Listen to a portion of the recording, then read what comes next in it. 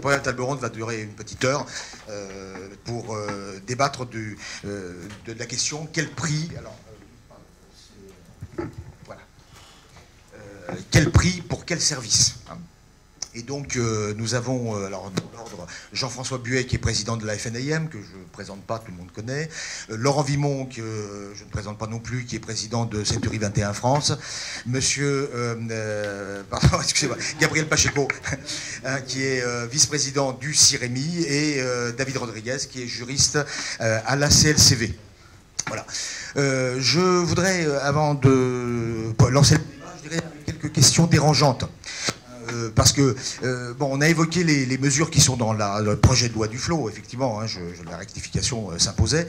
À mon avis, la plus dérangeante, probablement, c'est celle de l'affichage des honoraires sur les annonces de transactions, qui a été peut-être un peu sous-évalué aujourd'hui par la profession. Enfin, c'est notre avis d'observateur extérieur. Ça pose quelques questions. Est-ce que les agents immobiliers sont-ils des intermédiaires entre un vendeur et un acquéreur, ou sont-ils des prestataires de services? Alors, et au service de qui? Le vendeur, l'acheteur? Bon, qui paye réellement la commission? La commission de négociation, enfin les honoraires de négociation, on va dire, hein, puisque il est effectivement plus utile de parler d'honoraires que de commission. Ne faut-il pas... Alors, pourquoi? Parce qu'aujourd'hui, on a tendance à mettre les honoraires de négociation à la charge de l'acquéreur, même quand le mandat a été signé avec le vendeur. Ne faut-il pas rétablir le paiement systématique par le vendeur, mais obtenir l'exclusion des honoraires de négociation de l'assiette des droits? Parce qu'en fin de compte, par un tour de passe-passe, je dirais, au dernier moment, on a tendance à mettre les honoraires à la charge de l'acquéreur, simplement pour réduire l'assiette des droits. Quel est le vrai prix? Quel est le vrai prix d'un bien immobilier qui est négocié par un agent immobilier? Est-ce que c'est le prix honoraire inclus, enfin on dit FAI, frais d'agence inclus, ou est-ce que c'est le prix hors honoraire? Mais il y a quand même quelque chose, moi, qui me dérange profondément, que j'ai déjà fait valoir à plusieurs reprises lors notamment des conférences des notaires, c'est que les notaires, ils nous font des statistiques de prix de vente en commission déduite, en net vendeur, ce qui est quand même un problème, puisque ça voudrait dire en fait que leurs statistiques sont faussées de 3-4% au moins. 5-6 peut-être. Bon, autre question évidemment, qui est un petit peu dérangeante, c'est est-ce que les taux de commission qui sont affichés par les agences sont-ils les vrais taux pratiqués? Et si ce ne sont pas les vrais taux pratiqués, est-ce que les agences immobilières ne se tirent pas une balle dans le pied en affichant des taux importants, alors qu'en réalité, ces taux sont bien moindres dans la réalité, hein? Peut-on imaginer d'autres modes de rémunération que la commission en pourcentage? Alors, il y en a qui s'y sont un petit peu essayés, je dirais en franc-tireur, mais pas. Ce sont des initiatives pour le moment marginales.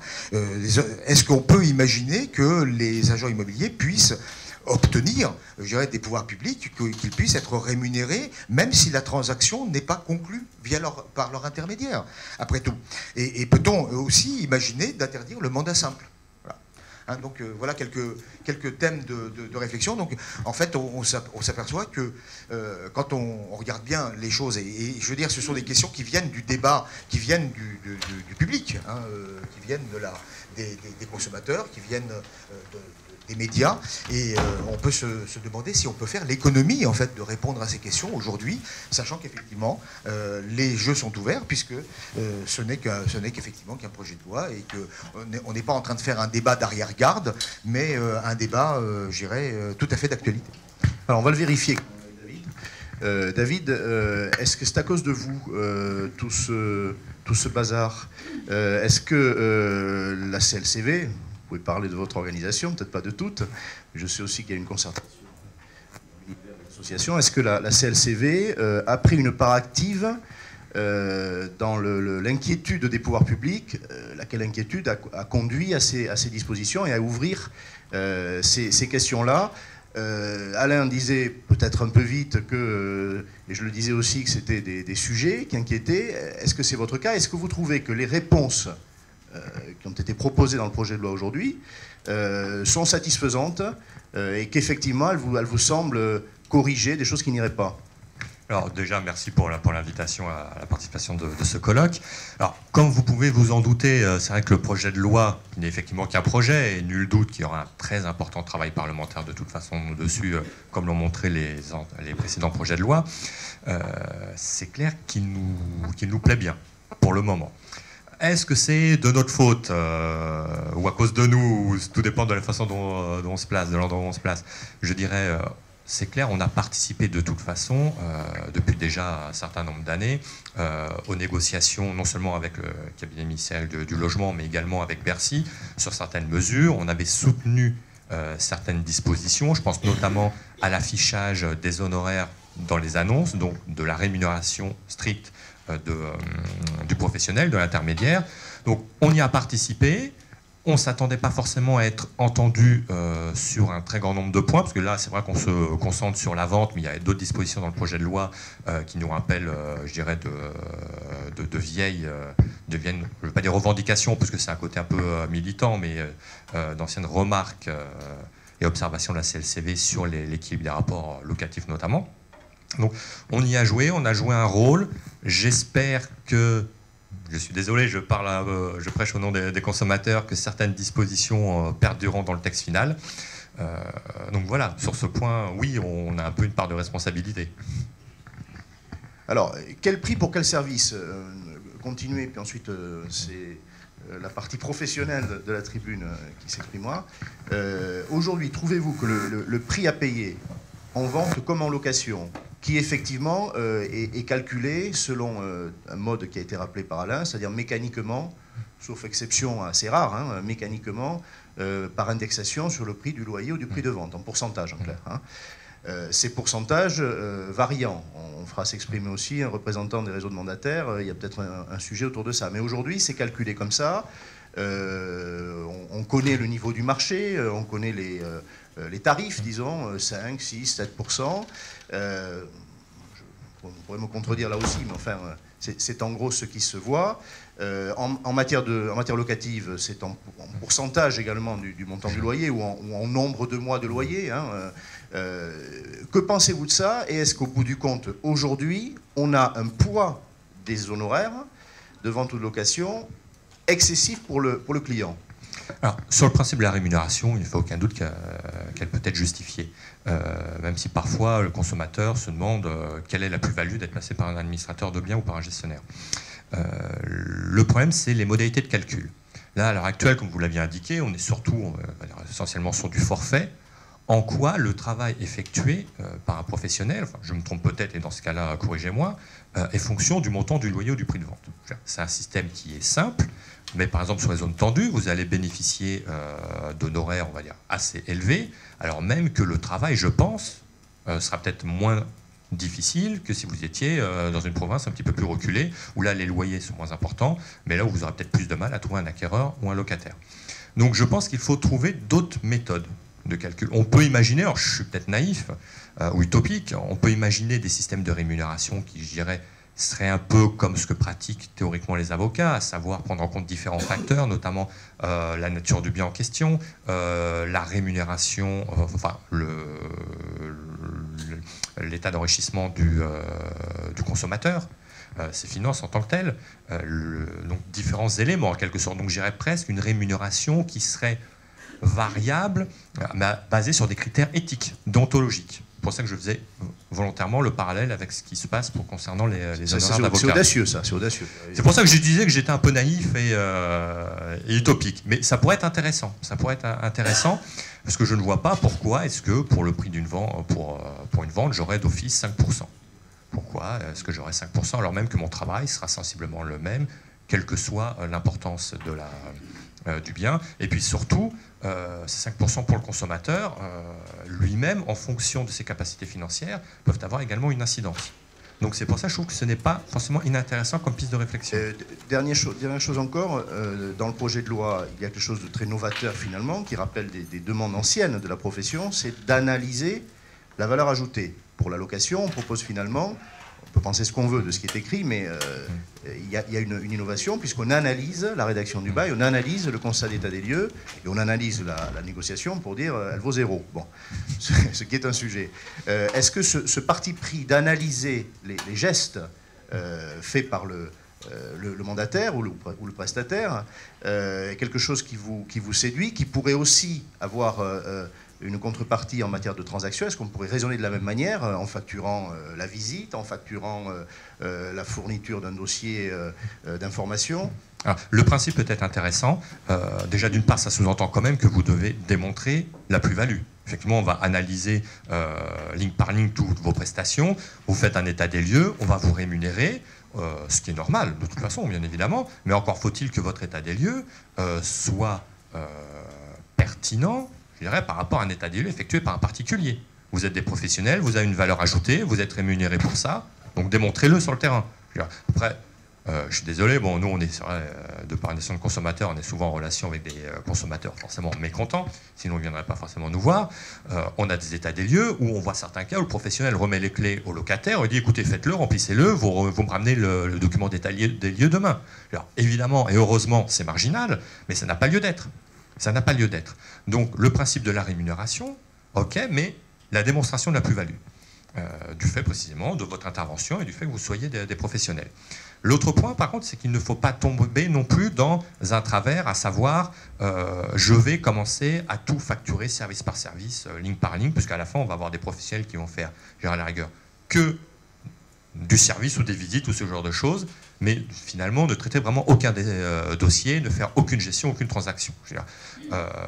Si on commence à faire facturer uniquement les visites, là, par exemple, ça pourrait être extrêmement dangereux parce qu'on va arriver vers une dérive, à mon sens, de la profession, où certains vont se lancer là-dedans, ils vont aller à fond sur les visites, et peu importe au final que derrière le contrat soit effectivement conclu ou non.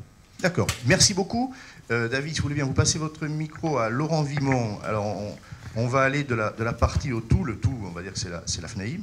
Bon, c'est une fédération qui regroupe des professionnels de toutes sortes. Laurent, vous présidez une franchise bien connue qui rassemble un millier de professionnels. Alors, une franchise, c'est beaucoup, me semble-t-il, le sens du service et de la valeur ajoutée. Vous aidez vos franchisés à accentuer leur valeur ajoutée et à ce qu'elle soit visible avec une marque. Réagissez à ce qu'a dit David, et puis bon, d'une manière générale, à cette question de savoir si le service aujourd'hui a une contrepartie sous forme d'honoraires équilibrés. Est-ce que vous entendez l'objection que c'est trop cher, que c'est mal calculé? Quel est votre avis? Moi, j'ai envie de dire de quoi je me mêle. Pour une raison extrêmement simple, c'est qu'on parle d'une profession qui est réglementée, mal réglementée, premièrement. Deuxièmement, que les clients ont le choix de la consommer ou pas. Elle n'est pas obligatoire. Et que troisièmement, ils ne sont rémunérés qu'au résultat. Alors quand on m'explique que les honoraires sont trop élevés, trop ceci, trop cela, et que certains abusent, et que pour ça il faut sanctionner tout le monde, je dis peut-être qu'on va un petit peu loin. Et qu'il y a un prérequis à mon propos, c'est qu'il y a une loi en France sur la rémunération, et que cette loi, en location, elle n'est pas assez appliquée. Et qu'il y a des professionnels qui, parce qu'ils sont faibles, parce qu'ils ne rendent pas de service, acceptent de facturer à un locataire 2 mois d'honoraires. Et ça se sait, ça se pratique. Seulement, ni vous, ni la DGCCRF ne sanctionnent ces mauvaises pratiques. En clair, si parce que tout le monde comprend, mais le partage, pour vous, obligatoire au terme de la loi de 89, n'est pas respecté. Le partage, équitable. Il y a une partie de la profession en zone tendue, en particulier, qui ne la respecte pas. Et si on commençait déjà par sanctionner ceux qui ne respectent pas la loi, en arrêtant peut-être de pointer le doigt sur une profession, là où 3%, 5%, 7% des professionnels ne respectent pas une loi et ne sont pas sanctionnés. Il y a même des gens qui exercent sans carte, contre qui on ne fait pas grand-chose aujourd'hui. Bon, donc moi je dis simplement, il y a une loi, elle est répartition horaire 50-50 entre les parties, elle n'est pas toujours appliquée. Ensuite, j'étais au ministère hier avec M. Flamme. On m'a expliqué que c'était honteux de facturer 2 000 € d'honoraires à un locataire. Je suis d'accord avec ça. Seulement 2 000 euros d'honoraires, ça se passe principalement à Paris et sur une petite partie des logements. Et que l'honoraire moyen pour un locataire en France, il est de 600 euros. Et la question que je pose simplement, c'est est-ce qu'un locataire qui choisit de passer par agence, en zone tendue ou pas, il a accès à un service? Si la réponse est oui, il faut se poser la question de sa rémunération. D'accord? Si la réponse est non, il faut lui sucrer. Et même pas permettre aux agences de facturer l'état des lieux et la rédaction du bail. Parce que là, on parle à des scribes. C'est-à-dire qu'on ne parle plus à des gens qui vendent du service. On parle à des gens qui vont être assis derrière un bureau et qui n'apporteront aucun service aux consommateurs. Donc, j'ai demandé hier, est-ce que vous avez un exemple de profession qu'on a encadré comme ça, où il y a eu beaucoup de succès? Il y a eu 2 minutes de blanc et j'ai pas eu de réponse. J'attends encore la réponse. Donc, la synthèse que je fais rapidement sur la location, c'est que c'est un peu facile dans un métier qui est réglementé, encore une fois, mal réglementé, qui est facultatif et payé au résultat, de dire, il y a 3, 5, 7% du marché où il y a des abus, donc hop, on coupe toutes les têtes, et dorénavant et jusqu'à désormais, ça va être comme ça. Je trouve ça dogmatique. Deuxièmement, sur la transaction et l'affichage honoraire en vitrine, moi je pose une question. Est-ce qu'une convention privée entre un vendeur et une agence immobilière peut juridiquement apparaître en vitrine à la connaissance d'une autre partie, l'acquéreur en l'occurrence? Puisque, on va se mettre d'accord tout de suite, la commission en général, et si c'est le cas, pourquoi on l'afficherait, elle est signée et payée par le vendeur. Et cette commission, elle est une partie intégrante du prix, puisque un vendeur qui choisit de vendre tout seul en général, il poursuit un objectif précis. Ne pas payer la commission et vendre plus cher. Donc il n'y a pas de différence de prix de marché entre celui qui vend avec commission et sans commission. Alors, position importante, question que posait Alain tout à l'heure pour... Donc, je veux juste finir sur la commission et l'affichage. Elle est dans le prix. Est-ce que vous pouvez me donner, dans cette salle, une profession, en France et dans le monde, à qui on est imposé d'afficher sa marge dans les vitrines? En connaissez-vous une autre? Moi, je n'en connais pas. Alors, c'est pas la marge, en plus, c'est les honoraires. Ce qu'on va appeler la marge brute. D'accord. Alors que les honoraires sont déjà affichés dans un barème et que nos amis de la DGCRF se font un plaisir de remonter qu'à 65% des agences qui ne respectent pas la loi, parce que le barème, il est malheureusement incliné à 45 degrés et donc pas visible de 100% de la vitrine. Donc il faudrait peut-être que cet organisme-là commence déjà par aller chercher dans les agences. Ça prend un peu de temps, hein. C'est plus compliqué qu'être devant la vitrine et regarder une infraction de ce style. Alors plusieurs choses, vous me dites si j'entends bien votre propos et si nous l'entendons bien. D'abord, les abus existent, mais ils ne sont pas légion et selon vous, l'essentiel de la profession... Et pas sanctionné, oui. Et pas assez sanctionné en revanche, très bien. Et l'essentiel de la profession, pour le reste, respecte la réglementation et fait bien son travail. Deuxièmement, vous dites, finalement, cette profession n'est pas obligée d'y recourir et elle décide de son niveau de rémunération, qui est variable, la nôtre. Et en vente ou en location, vous n'êtes pas indigné, sauf par les abus, vous n'êtes pas indigné par les niveaux qui sont pratiqués. Vous parlez d'un mois de loyer, vous donnez un exemple de loyer moyen, 600 €. En matière de vente, 5 ou 6%. Non, ça c'est une légende urbaine. Alors, le dernier qui montre une agence qui a facturé 6% hors taxe à un client, je veux bien lui serrer la main parce que ça n'existe plus. Alors, point important, Alain disait, est-ce qu'il n'y a pas aujourd'hui, de la part de la profession, une erreur à ne pas distinguer entre les honoraires affichés, qui, je suis désolé, je me promène devant des agences comme tout le monde, alors je ne suis pas agent de la direction de la concurrence, mais je regarde des honoraires, j'ai des vieux réflexes quand même, et on voit dans les barèmes du 6-7%, or, on entend effectivement que ce n'est pas ce qui est pratiqué. Et ça a pour conséquence d'ailleurs de placer la France dans les comparaisons internationales, dans le haut de la fourchette, en disant que c'est en France que les commissions d'agences immobilières sont les plus élevées. J'ai vu ça, mais je voudrais juste revenir sur un élément qui m'a aussi un peu heurté à l'oreille, c'est que les honoraires sont plus mérités dans les zones non tendues que tendues, parce que dans les zones tendues, en fait, c'est facile de trouver un appartement. C'est super vrai. Mais si on réfléchit un tout petit peu différemment, est-ce qu'on peut dire aussi que ce qui est rare est cher? Et que l'agent immobilier, il ne se contente pas de montrer un appartement à un locataire, il a été le chercher. Et dans les zones tendues, il faut les trouver, ces appartements. Et est-ce que l'agence immobilière qui propose à ce locataire, qui a encore le choix, une fois le choix de passer par agence ou pas, cet appartement, ça vaut rémunération. Donc toute la question de fond, c'est est-ce que ça vaut rémunération? Et de façon plus globale, vous avez parlé tout à l'heure de l'évolution de la profession liée au projet du Flow. Il y a un truc qui est plus important que ça, c'est Internet. C'est-à-dire que la relation entre consommateurs et professionnels a changé parce que le web a changé les choses. Et qu'aujourd'hui, les consommateurs arrivent surinformés. Et je l'ai dit, ça fait 15 ans que je me bats pour ça. Le problème de fond de cette profession et sur son image, c'est la compétence professionnelle. tant qu'on n'aura pas réussi à imposer aux gens qui rendent le service, non pas les patrons, mais les négociateurs, les collaborateurs, un niveau de compétence minimum, on ira dans le mur directement. Parce que le consommateur qui arrive en agence et qui a en face de lui un négociateur de 25 ans pas formé, alors que ce consommateur, lui, il est allé sur Internet, il a regardé, il s'est renseigné sur l'aspect juridique, fiscal, financier, il en sait plus que le négociateur. C'est plus acceptable. Laurent, est-ce que, puisque vous parlez d'Internet, et cette question vaudra aussi pour le président Buet, est-ce qu'on peut constater aujourd'hui, quelques 16 ans, je crois, après l'arrivée de l'Internet immobilier en France, en 97, est-ce qu'on constate une modération des honoraires de transaction du fait d'une baisse des coûts de commercialisation? Non, les honoraires, si on fait un peu d'histoire, ce taux, il vient d'un barème qui a été imposé en 83, je crois. À peu près, puisque en 83, les honoraires ont été réglementés par l'État. Bon. Et puis chacun a gardé les habitudes, et pour ne pas se faire sanctionner lors d'un contrôle, on met un barème dont le niveau est un peu élevé, comme ça on prend toujours en dessous. Si on prend au-dessus, on est sanctionné. Hein. C'est ça l'histoire du barème. Et comme ce barème, il fonctionne en plus par palier, et qu'il est soi-disant dégressif, il y a des taux de commission à 10% pour des biens à 50 000 euros, et puis à 3,5% pour des biens qui sont à 500 000 euros. L'honoraire moyen chez Sanctuary 21, et je parle de prix hors taxe, c'est 4,5%. Et on encourage nos agences à ne pas avoir un barème unique pour le réseau. Chaque agence ayant un niveau de service différent, certains offrant le déménagement aux clients, faisant le ménage du bien qui a été acheté. Enfin, ensuite, chacun son service et donc chacun son niveau de commission. Mais sur Internet, il n'y a pas eu de dégradation des honoraires. Il y a eu une vraie différence, c'est que l'agent immobilier était, il y a 15 ans, le sachant, celui qu'on venait consulter parce qu'il avait l'information, entre autres, sur les prix du marché, et qu'on venait lui poser des questions et qu'il avait les réponses. Aujourd'hui, ces réponses sont accessibles en ligne, et donc l'agent, il doit être au minimum au niveau du client, et deuxièmement, présent sur le web pour être consulté. Mais moi, j'ai une conviction sur le sujet. On m'a expliqué que les réseaux virtuels du web allaient tuer les réseaux physiques qu'on appelle les vitrés, paraît-il.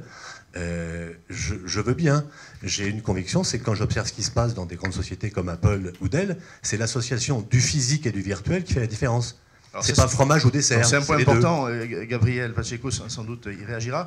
Dernière chose, Laurent, puisqu'on parle de valeur ajoutée, de contenu de la prestation, rédaction d'actes, je parle de vente, ce serait la rédaction du bail pour la location et systématiquement les professionnels procèdent à la rédaction du bail. C'est pas du tout le cas pour la rédaction de la promesse ou du compromis de vente, de l'avant-contrat comme on dit, et de fait, ils n'encaissent pas non plus pour beaucoup d'entre eux, 70% pour être tout à fait clair dans la profession, l'indemnité d'immobilisation. Donc selon vous, est-ce que ces deux actes, l'acte juridique, l'acte financier, sont partie intégrante de la valeur ajoutée des professionnels? Et est-ce qu'ils peuvent justifier, justement, pour partie, le niveau de rétribution que vous avez évoqué, ou est-ce qu'au fond, c'est pas du commercial, il faut laisser ça au notaire, et ça se passe très bien? Mais c'est comme le financement. C'est-à-dire que l'agent immobilier qui veut faire son métier correctement et survivre, il a intérêt, pour montrer sa valeur ajoutée et montrer son niveau de compétence, à aller jusqu'à la promesse de vente et au séquestre des fonds. C'est son métier de base. Après, sur la question initiale qui était comment on peut changer les choses, il y a une solution qui va plaire à David, c'est d'imaginer que la profession devienne obligatoire. Et là, on baissera les coûts. C'est-à-dire que si on décide demain que tous les actes, rédaction de baux, état des lieux, promesse de vente, doivent être faits par un professionnel, moi j'annonce une super nouvelle, c'est qu'on va tomber à 1% de commission. Ça, c'est une vraie piste qui serait bien pour les consommateurs. Parce qu'on aurait des professionnels, non mais c'est une vraie conviction. On aurait des professionnels d'abord qui seraient formés, et la compétence, je reviens dessus, c'est pour moi le socle commun à l'entente professionnelle, premièrement, et deuxièmement des consommateurs rassurés qui passeraient entre les mains de gens dont on sait qu'ils rendent un bon service. Et là, pour le coup, si on fait passer les 750 000 transactions ou 600 000 transactions qu'il y aura en 2013 par les professionnels immobiliers, si on réussit à ce que toutes les locations, parce que la question de fond, on débat sur la profession, moi je pose une question à cette profession et au ministère, qu'est-ce qui va se passer dans les ventes de gré à gré ? Qu'est-ce qui va se passer dans les ventes et les locations de gré à gré? Je raconte une anecdote rapidement. Je suis locataire à Paris, pas propriétaire. J'ai cherché une location dans Paris. J'ai vu 2 biens, un par agence. On m'a demandé une caution. J'ai juste 52 ans. Je me suis dit quand même, bon, j'ai donné une caution. Mon dossier a été refusé parce qu'on a pris une entreprise qui était locataire, donc il y avait plus de garantie que moi. C'est un tout petit peu vexant. Et ensuite, je suis passé dans le PAP. Et dans le PAP, j'ai vu un client, un monsieur très gentil, qui m'a dit « Monsieur, vous êtes le 7e ». Ben, c'est mon chiffre fétiche, merci. Le loyer qui était de 3 000 €, c'est un petit peu d'argent, 3 000 €. Hein. C'est plus 3 000, c'est 3 200.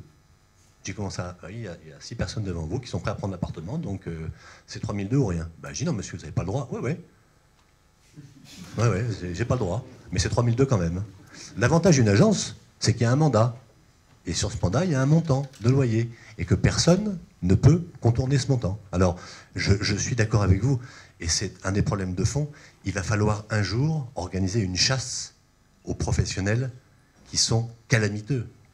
Sanctionner tous ces gens qui ne respectent pas la profession, qui voient à court terme, qui facturent à un locataire de 25 ans 1 500 € d'honoraires parce qu'ils n'ont pas eu le courage de dire au propriétaire « Monsieur, la loi, c'est 50-50 ».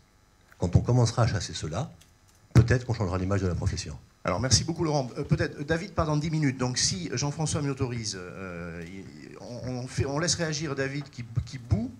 Mais en tout cas, l'idée d'obliger, de rendre le passage par des professionnels obligatoire l'a fait sourire. Moi je suis content qu'il soit heureux à cette tribune. Donc David, réagissez s'il vous plaît à ça. Et ensuite c'est le président Buet qui prendra la parole. Oui, très rapidement. Alors, il faut sortir du postulat de base. On passe par un professionnel, on a un service de qualité. Nous, on le voit régulièrement. La plupart des litiges que l'on a et qui sont les plus durs à résoudre, c'est précisément lorsqu'il y a un professionnel. Je vous le dis. Je vous donnerai le pourcentage. On n'a pas les chiffres. Je vous dis juste, au regard de nos adhérents, ces adhérents locatifs, on a 32 000 adhérents. On a... Je fais en fonction de ce que j'ai, tout simplement. Et je vous dis juste que la plupart des litiges les litiges les plus importants et les plus difficiles à traiter, alors, même indépendamment de la quantité, uniquement sur le principe de la résolution du litige, alors même qu'elle est fondée juridiquement, les plus difficiles à traiter, c'est lorsqu'on a un professionnel. Donc il faut arrêter, je dirais, sur la base, on a un service de qualité, ce qui n'est pas le cas. Vous parlez de cette chasse, pas systématiquement. Vous parlez de cette chasse aux sorcières. La chasse aux sorcières, ça fait des années qu'on en parle, ça fait des années qu'on dit qu'il faut la faire, ça fait des années que la profession ne la fait pas. Est-ce qu'on a... Ah ben, vous avez peut-être... Ça s'appelle la DGCCRF, c'est à eux de mener la chasse. Avec les moyens qu'ils ont, malheureusement. Mais je suis d'accord. Mais bon, est-ce que vous n'avez... Alors, dans ce cas-là, dans la mesure où vous avez des syndicats professionnels qui vous représentent, qui défendent les intérêts de cette profession, est-ce qu'il n'est pas non plus, je dirais, quelque part, de leur mission de faire eux-mêmes cette chasse aux sorcières, parce que ni plus ni moins, alors là c'est plus pour vous, c'est peut-être que je m'adresse. De fait, si vous voulez préserver la notoriété et la qualité de votre profession, vous devez vous-même en interne prendre des dispositions à l'égard des brebis galeuses et le faire savoir, le dire et le faire savoir. Donc vous avez quand même une responsabilité. Certes, vous ne substituez pas au pouvoir public, mais vous avez quand même une responsabilité. C'est le message d'ailleurs que j'avais fait apporter un jour, non pas aux agents immobiliers, mais lorsque j'avais participé à une table ronde au comité de liaison des institutions ordinales. On est sur la création d'un conseil de l'ordre. Certes, vous ne substituez pas au pouvoir public, mais vous avez quand même un rôle par rapport à l'image que vous donnez de votre profession et à l'assainissement de cette profession. Ensuite, je dirais, est-ce que tout simplement, tous ces problèmes que l'on a, est-ce qu'il faut ou non indiquer le montant de la rémunération? Il y a des locataires qui payent 2 mois de loyer, est-ce que c'est normal ou non? Est-ce que c'est légal ou non? En location, je précise, je rappelle que les honoraires sont obligatoirement indiqués d'ailleurs pour leur montant en valeur absolue. Hein. Voilà, je veux dire, moi, quand je vois certains dossiers, je ne sais pas si le locataire, lorsqu'il a payé tel montant, il a payé la totalité ou non. Vu le montant, on peut se dire que lorsque j'ai 2 mois de loyer, on n'est pas bête, on se dit... c'est pas un perdreau de l'année quand même. Non mais voilà, non mais bien évidemment, on se dit que... Mais n'empêche que juridiquement, vous le contestez comment? Non mais on est d'accord, on le sait bien, 2 mois de loyer, 1 mois et demi de loyer, ça commence à faire beaucoup. Mais après les moyens de contrôle, ils sont... On va faire quoi? On va aller voir l'agent immobilier et lui demander, vous pouvez me donner la facture que vous avez donnée au bailleur? Généralement... bon, voilà. La DGCCRF. Voilà, non mais... Ça va, effectivement, mais c'est peut-être également un problème de transparence. Et puis... vous parlez systématiquement, là, de manière générale, les agents immobiliers, sur la question de la transparence sur les honoraires, la transparence comme quoi vous voulez avoir une profession de qualité. Pourquoi, de fait, cela vous pose problème d'afficher vos honoraires? Je réponds, c'est une question de principe. Ils sont déjà affichés en vitrine. Alors déjà, il faut qu'il le soit. Vous parlez de statistiques. Je disais en début d'année, on avait fait une enquête sur l'affichage des honoraires des agences immobilières. On a fait un peu moins de 1000 vitrines. On avait à peu près 75% d'affichage. C'est bien, mais sur une question aussi importante que l'affichage des honoraires, je trouve ça mauvais. En titre de comparaison, on était à 86% du DPE. C'est bien. C'est bien, c'est très bien. 86, je trouve. On Vous partait pourriez à même avoir pas. un mot On positif partait. sur le DPE. Ah, mais je vous enverrai notre communiqué. Ce qui n'est pas le cas des ventes de PAP d'ailleurs, si j'ai bien lu les études. Vous avez vu l'enquête qu'on avait fait sur le sujet. Donc voilà, sur les agences immobilières, pas de souci sur le DPE dans l'ensemble. Mais sur la question de la rémunération, sur les honoraires, je trouve 75%, en valeur absolue, ça peut être intéressant. Je trouve qu'en pratique, on peut faire nettement mieux sur une question. Sanctionnons ceux qui n'affichent pas. Sur ça, je suis tout à fait d'accord. Donc au final, est-ce que vous n'avez pas... Parce que vous payez les pots cassés en quelque sorte. Il faut résumer brutalement un peu les choses comme cela. Il y a eu un laisser-faire, politique, pragmatique, il y a peut-être eu la DGCCRF, les pouvoirs publics qui ont peut-être été laxistes, je voulais savoir avec eux. Mais est-ce qu'au final, un certain immobilisme, une certaine posture politique n'ont pas entraîné la situation que vous connaissez maintenant? Le projet de loi chancellerie qui est sorti en 2010, qui a été enterré, c'était ni plus ni moins qu'une réaction épidermique à l'affaire Urbania. Alors, David, d'abord, juste une précision. Je voudrais, sur ce point, donner raison à David, mais je sais que les débatteurs le pensent aussi. Sortons-nous de la tête l'idée que ce projet de loi est une lubie de la ministre en exercice. On pourrait retrouver, je me suis livré à cet exercice avec mon ami Alain, on pourrait retrouver la trace de 80% des dispositions du projet de loi dans des intentions législatives précédentes, et notamment prises à l'époque par des gouvernements libéraux. Pour appeler un chat, l'affichage des honoraires en valeur absolue, idée de M. Luc Châtel, ministre de la Consommation, entre Noël et le jour de l'an 2008. J'en parle savamment. Voilà, hein, donc c'est ce qu'a dit David. Je crois qu'il faut avoir l'honnêteté de dire ça.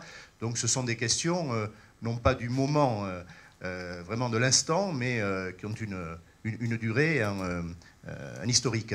Au-delà de la plaisanterie, le recours rendu obligatoire aux agents immobiliers, aux administrateurs de biens pour acheter ou pour louer, David. Ça a du sens ou c'est absurde? Le président Vimont n'est pas le seul à dire ça. Ça commence à circuler sur les réseaux sociaux. Moi, je l'ai lu aussi. Ça m'a d'abord fait sourire et puis après tout, il faut se poser toutes les questions.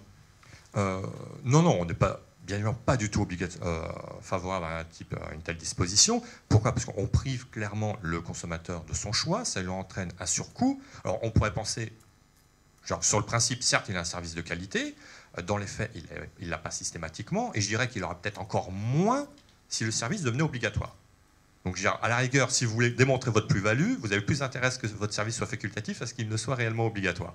Puis après, je finis juste sur un point. Est-ce qu'il faut aller notamment sur les ventes, sur la rédaction du compromis de vente? C'est clair que c'est une plus-value pour vous d'aller vers ce chemin-là. Est-ce que vous pouvez le faire? Moi, j'ai parfois de temps en temps des notaires effectivement qui me disent certains compromis de vente, je suis obligé de tout refaire derrière. Bon, heureusement, d'autres sont bien cadrés.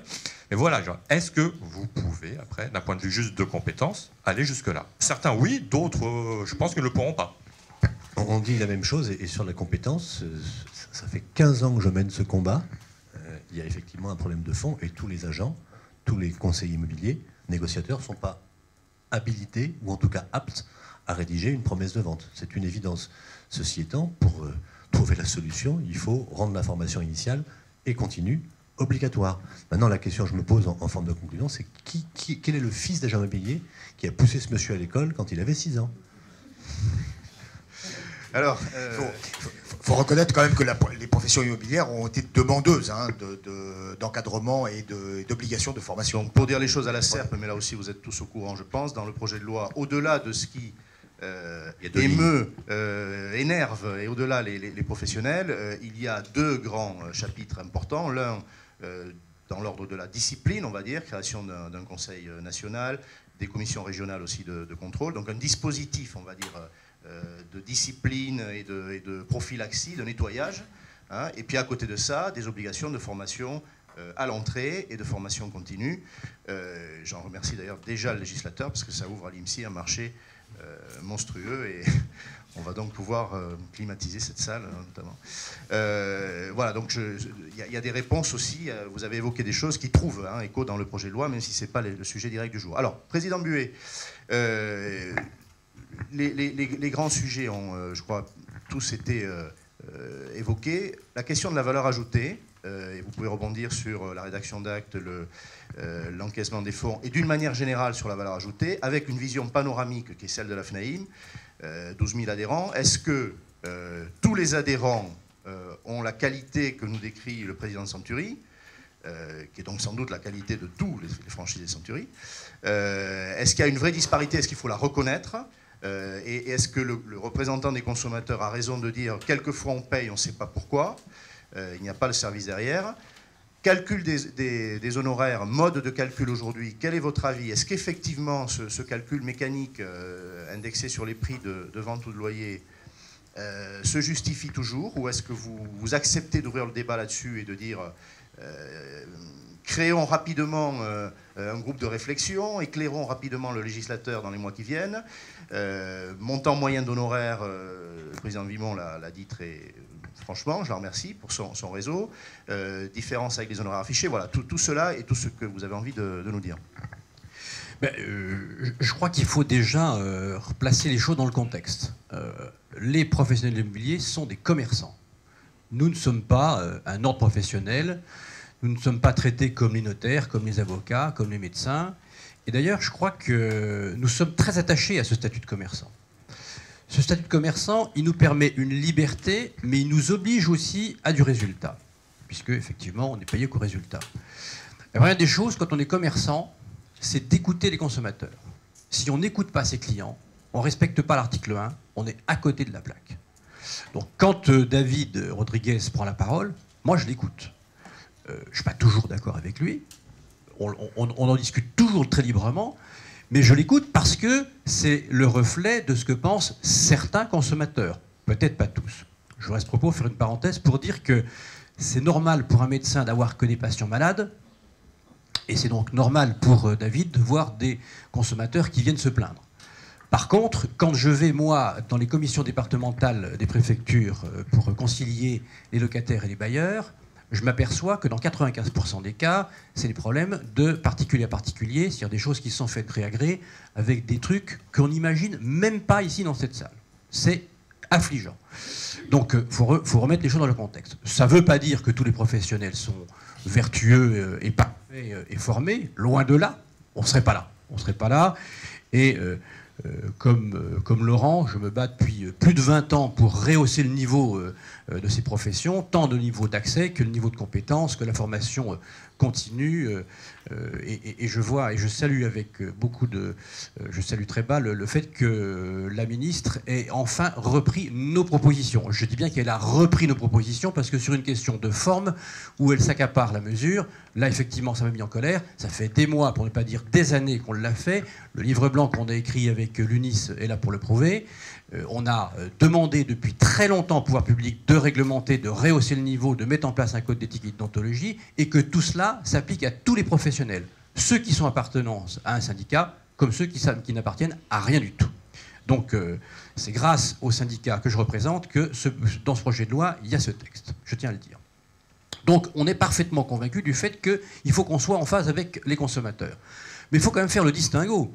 Il faut faire le distinguo entre la vente et la location, et puis faire le distinguo entre les marchés tendus et les marchés détendus. La vente et la location, ça n'a rien à voir. Parce que dans la vente, quand vous achetez un bien, si les honoraires, là aussi je ferai encore une parenthèse, arrêtons de parler de frais, de commission, d'honoraires. On parle d'un chien ou d'un chat. Si on commençait d'appeler les choses par leur nom, peut-être qu'on y verrait un peu plus clair. Les frais d'agence, c'est tout ce qu'on paye comme charge sociale, comme électricité, comme loyer, comme impôt. Les commissions, c'est les salaires qu'on verse à nos commerciaux sous forme de commission parce qu'ils sont payés souvent en fonction du pourcentage. Les professionnels, eux, ils perçoivent des honoraires. Ils perçoivent des honoraires parce qu'ils doivent rendre un service. Et s'ils n'ont pas rendu le service, ils n'ont pas droit à des honoraires. Voilà. Et ça me semble tout à fait logique, mais encore faut-il le dire et l'expliquer. Et c'est vrai que quand on parle d'honoraires, on a déjà une vision différente des choses. Le simple fait même, comme je l'ai entendu depuis le début, de parler de commission, sous-entend qu'on est au pourcentage. Le terme commission sous-entend qu'on est au pourcentage. Donc, alors qu'aujourd'hui on est sur une liberté des prix, et que, je vous le rappelle, même si demain, la FNM ou la profession dit il ne faut pas que la rémunération, c'est-à-dire les honoraires, soient le fruit d'un calcul, d'une règle de 3 sur le prix ou sur le loyer, c'est libre. C'est libre. Et même si on dit demain il faut forfaitiser, il faut plafonner, il faut une partie fixe, il faut tout ce qu'on peut imaginer, c'est-à-dire qu'il n'y a pas d'obligation. Il n'y a pas d'obligation. Donc, ramenons les choses à leur niveau. C'est pour ça, à mon sens, qu'il faut vraiment parler d'honoraires pour respecter ce que le consommateur est en droit d'attendre légitimement. Dans la vente, les honoraires, ils doivent être à la charge du vendeur, très clairement. Sauf lorsque je suis acquéreur, que j'ai du mal à trouver et que je mandate un professionnel parce que je n'ai pas le temps de m'en occuper et que je lui reconnais une certaine compétence. Et à ce moment-là, dans ce cas-là, oui. Et donc, jusqu'au bout de l'exercice, il faudrait que fiscalement, ils soient reconnus qu'ils ne sont pas dans l'assiette taxable au titre des droits de mutation à titre onéreux. Ou pour le moins, à ce moment-là, déductible. Mais effectivement, reconnaître une connotation fiscale, parce que sinon, effectivement, c'est considéré comme une charge augmentative du prix, ce que ça n'est pas, puisque c'est un vrai service qu'on doit apporter au vendeur, qui lui ne s'en occupe pas, ne sait pas faire, veut des précautions, veut de garanties, veut de la sécurité. Sur la location, c'est pas pareil, parce qu'on ne peut pas mettre les honoraires dans le montant du loyer.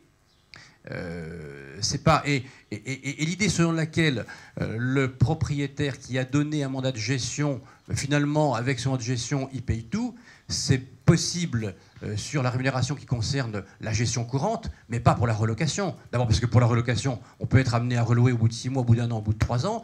Deuxièmement, parce que c'est une prestation qui est complètement différenciante et qu'on ne pourra pas, vu le... Les mouches. Et le mouche qui s'est invité dans le débat. Si elle pouvait aller autre part que autour de moi. Eh ben non. Allez, vous asseyez à côté de David. Elle ne va pas du côté des consommateurs, j'ai remarqué. Elle est du côté des professionnels. Tu l'as payé?